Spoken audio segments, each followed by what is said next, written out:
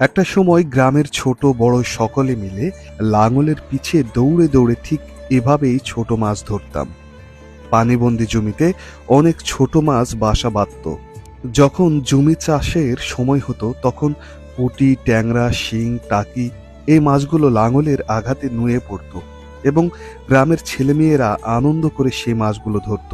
কিন্তু হঠাৎ সেই মাছগুলো বিলুপ্ত হয়ে গেছে। এখন খাল বিলের পানি থেকে অল্প কিছু মাছ পাওয়া যায়। আর এখন এই আধুনিক যুগে মাছের বদলে আলু কুড়ানোর দৃশ্য দেখতে হচ্ছে।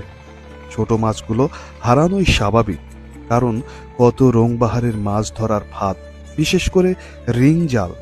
এবং আমরা চাষের জমিতে বর্তমানে যত প্রকার কীটনাশক প্রয়োগ করি তাতে বলা চলে প্রকৃতির সঙ্গে আমরা নিষ্ঠুর খেলায় মেতে চলেছি। আসুন আমরা সবাই মিলে আমাদের ভবিষ্যৎ প্রজন্ম এবং পরিবেশ রক্ষায় সচেতন হই।